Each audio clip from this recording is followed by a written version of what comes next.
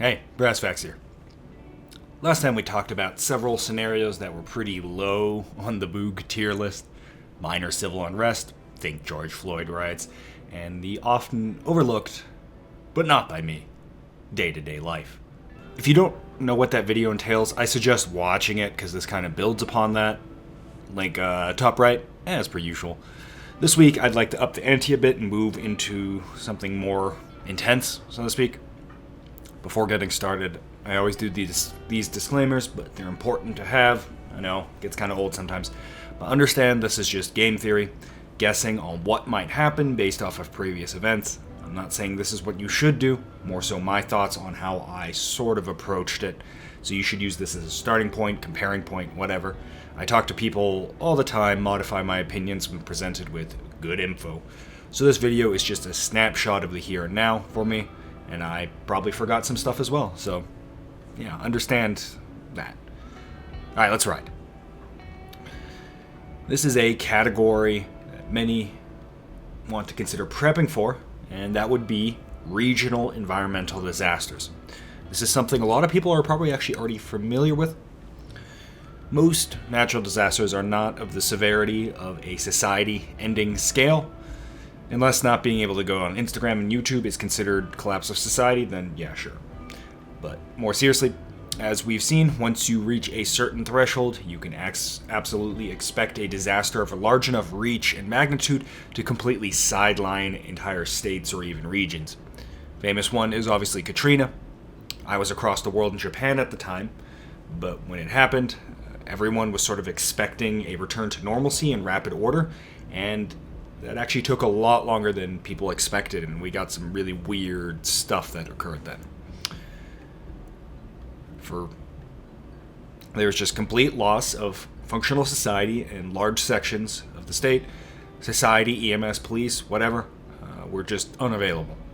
To this date, we're still hearing stories emerging from those faithful months. Speaking of Japan, right as I left, it got hit by a major earthquake. It was a 2011, I believe. This vastly exceeded Japan's infrastructure to deal with said problem. Japan gets hit with earthquakes monthly. You feel them all the time. But it just takes one to exceed the capacity threshold of the nation, and then the whole stack of cards comes down, and that was a pretty brutal one. I'm in Utah, and we're pretty immune from hurricanes here, last I checked, I think. But we're directly over a fault line, and we actually even had a pretty big earthquake recently. Not actually by Japanese standards, but by Utah, that was a pretty spicy one. Should that fault line slip, would we be able to recover? Yeah, sure. But how long? And are you ready for that intermediate period of chaos that occurs after, the systems get overwhelmed? Note, I'm not talking about a massive nationwide or even continent-scale disaster like Yellowstone going poof and the entire western seaboard just dying. We're just talking regional here, something where we do expect a return to normalcy. That is a different topic. So, with this disaster, we're likely going to see supplies, utilities, power, whatever, going to be just down for entire regions, or at least states. Depending on the severity and speed of the disaster, you may quickly find that in entire regions, upwards of multi-millions of people are now essentially displaced with minimal to no supplies being able to go in, services being completely disrupted. We've already mentioned all that. Will a response be organized by the rest of the nation? Sure. Will it be swift? Let's put it this way. I have supreme confidence in the government to be extremely inefficient, bureaucratic, and slow. So while the states probably are deciding whose National Guard gets to go in first, you're dealing with your point of view, essentially the end of times. So that's what we're going to kind of prepare for. What is that going to look like? Well, we're probably going to see looting, loss of order, rule of law, and drastically escalated violence. We've already observed this in a number of scenarios. Many people just won't have enough, and they will take what they don't have in order to, reach their requirements. You'll also see a lot of people opportunistically loot to increase their wealth, because, there's no law, essentially, anymore. And then there are going to be those that really never cared about the law in the first place, and, those are going to be a very spicy group of individuals to deal with. So, are you prepared for this? What should you look to prepare for this? Once again, this one is so complex that I'm only going to be touching on a small amount of things. But on the tactical gear side, what do we want? Well, we still need our carry pistol. Yeah, you think we got away from it? Nope. Most of your problems are probably still going to be solved by a concealed carry pistol. We're going to be in our neighborhood, probably looking to resolve issues, help other people out, or even if you're only in it for yourself, help yourself out. You'll be doing a lot of stuff, be it repair work, looking around, intel. You need to be armed. And for the same reason we don't want to advertise ourselves as a priority target in normal times, like now, we don't want to advertise ourselves then. So keep that shit concealed. And more importantly, keep your skills up. Any issue you're going to see in a scenario like this likely won't be 3 seconds, 3 yards, and less than 3 shots. You're going to have increased performance put upon you in order to deal with problems in this scenario versus, day-to-day life. If you have soft armor, now's a good time to put it on. Another requirement, rifle. It's time to bust out America's darling, the AR-15, or really any other semi-automatic fed system. You're going to need a light optic sling, bare minimum. Well, it'll be your call if you want to sling that rifle up on you at all times, or you want to kind of keep it to the side, in the car or in the house for different scenarios. That's up to you. It's going to very largely depend on the area, the level of intensity, whatever. The reality is, mismatched encounters, such as a group rolling into your position with only you and maybe one other person, kind of holding the line, so to speak, is not even that far off, and we've heard stories where exactly that has occurred, so the ability to have a much more capable weapon is required. Another thing that I often speak for that I think is actually underrated in the firearm industry right now is the usage of a PDW-sized weapon. No, I'm not talking PCC, I'm talking smaller. So something like a TP9, Flux Raider, so on and so forth. A weapon like this is extremely useful in a scenario like this. Not only as a get-home system that I'll explain later, or also in this video up here, but as just an augment to your capability. What if you're just out in the yard? What if you're trying to get to a friend's house, right? Things haven't completely collapsed where running around with a rifle is necessarily a smart idea. This PDW gets you the ability, either in a bag or concealed under a jacket, because you can conceal these under a jacket very easily. It gives you the ability to have a weapon that is stocked, thus being easier to use compared to something like a handgun at much more extended ranges. Is it a rifle? Well, legally, yes, but is it a rifle? No, it's not at that capability level.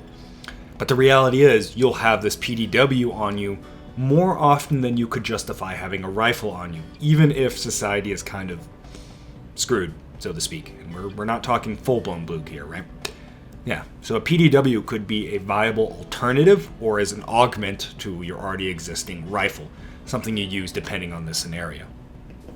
Taking a step further, do we want plate carriers, full-blown kits and stuff like that? Well, if you have some, sure, but let's take a step back for a second. Hypothetically, vigilantism, which is what a lot of people think can occur, might be justified or even required, but the reality is law will return. The citizenry, the law, will look extremely unfavorable on extreme offensive action. Remember, any shoot you engage in, while not going to be managed soon, a month or even longer, will be prosecuted at some point, most likely. You cannot rely on people just forgetting everything, though in some parts that did happen. You should apply similar shoot, no shoot logic as you do now. Are they immediate threat? Yes, no, so on and so forth. Especially when you consider the pretext of some of these things. A group of dudes broke into another house just looking for food and mistakenly got into a shootout, and it was all a big misunderstanding, and then you and the boys suit up in $10,000 of drip gear nods and execute them at 2 a.m. Make for a pretty interesting live leak video, but prepare for prison time for something like that. Okay, moving on. What else would you need? This is still in the gear section, but a get-home bag or a bug-out bag. This is multifunctional, but since the vast majority of people don't have a true bug-out location, we're going to focus on the get-home bag. Disasters outside of hurricanes are instantaneous in nature and really leave little warning time for you. So chances are you're going to be at work, you're going to be at a friend's house, you're going to be not at home. So we need to get home. Even hurricanes, actually. If you're across the country, rushing to get back, you might miss your window as the highways, airports, whatever, get clogged as people go, oh, this is a big one. The ability to be ready for a journey home that might only take 1 day or less, that turns into a 5-day or multi-week excursion, is desirable.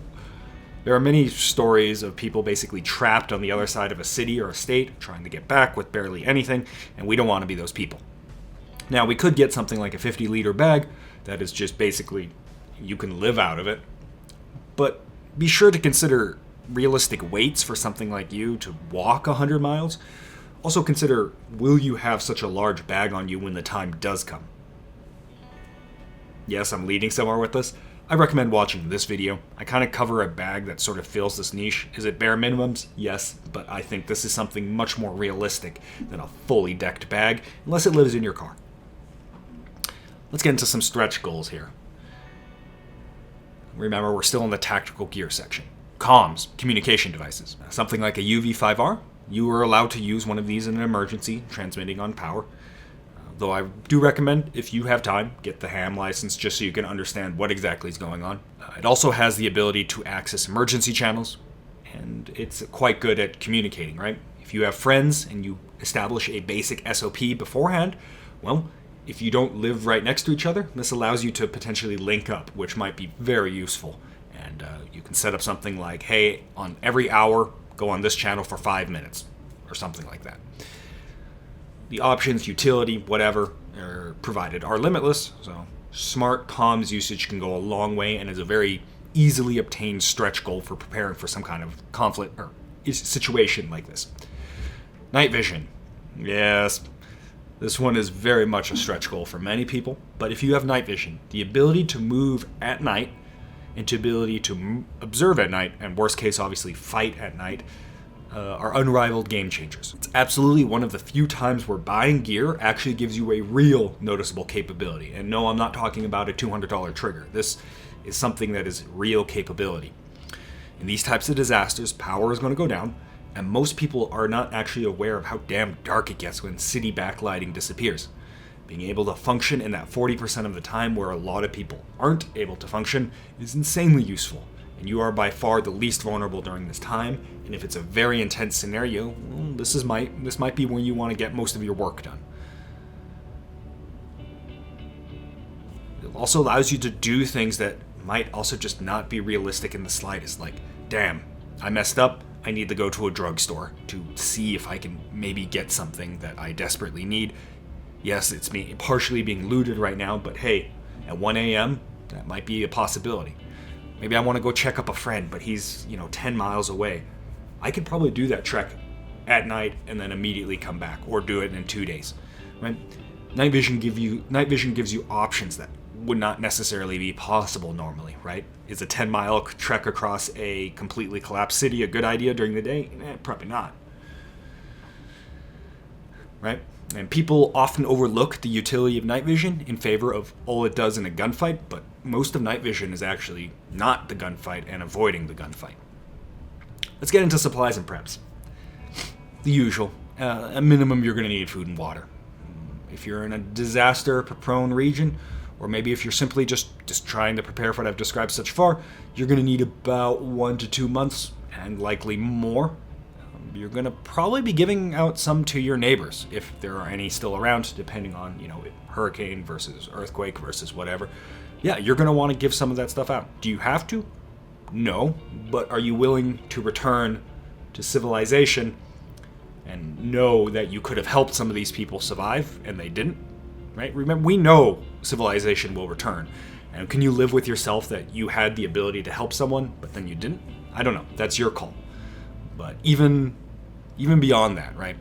Having a lot of excess calories, right, instead of rationing our food preps is extremely useful. We're going to be burning calories like crazy, more so than you are now. So having excess food is very good. Do you have systems to eat said food? Right? Can openers, right? Do you have more than one when your stupid little $5 can opener breaks? Do you know how to open a can without a can opener?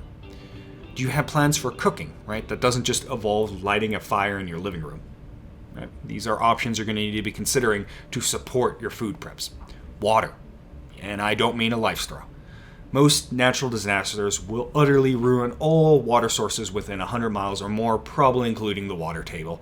Consider sewage is going to fail and flood. You're going to get mass flooding and hurricanes.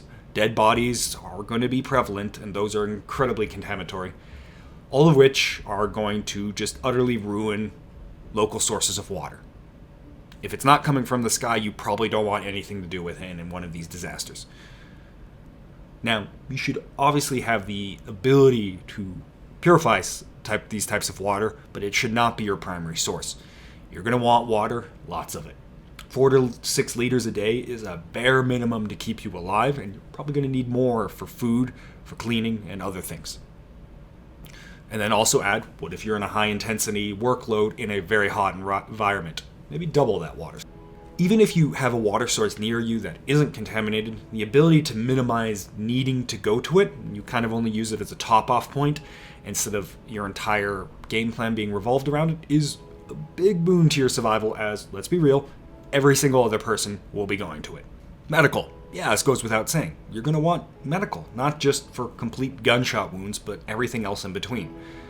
You're going to want enough medical at least to get to your skill level. But if you know someone that knows how to deal with these things, well, maybe go talk to them and say, hey, what would you need to treat a broken leg, laceration, heavy fever, etc.? Maybe buy some of that too. This is expensive and not sexy, and most of this goes into a box, and most of this does expire. Medical stuff is kind of a bummer, but it's really one of the more critical ones. Make sure you have all the things you need for your own minor and large medical issues. This goes pills for ailments, medicine, or even really basic shit like contact lens fluid and backup glasses. You're gonna want a shitload of extra, basic shit. Toilet paper, garbage bag, amenities, hygiene products, paper towels, the list goes on.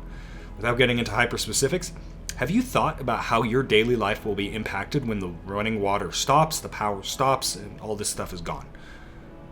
Where do you shit? Where does your trash go? How are you going to get trash from your house out of your house? Do you have a lot of extra garbage bags, or are you just relying on what's under your sink? Having a plan doesn't just mean, where on my battle belt does the extra reload go? It means, how do you sustain life in a sustainable fashion as time goes on when the systems go down? Let's get into some stretch goals, and then we'll wrap it up.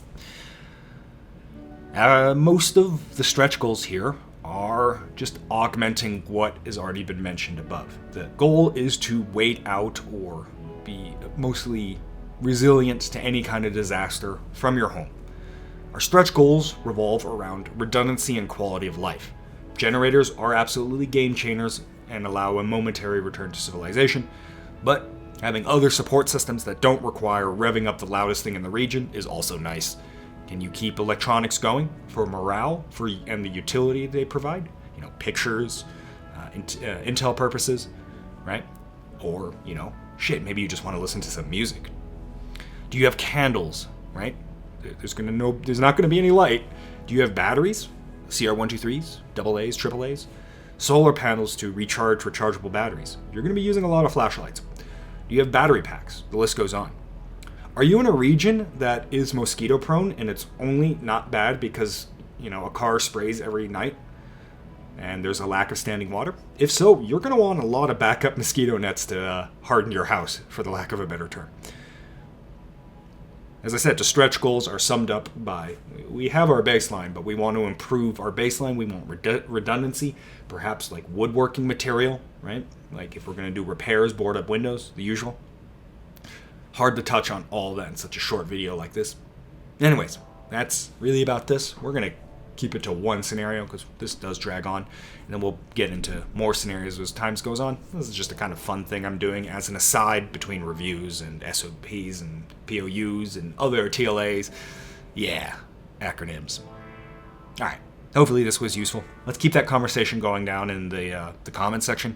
This is one of those where discussion is actually really important instead of just being like, hey, I agree, right? So let's keep the discussion going. Thanks for watching, guys. See you around.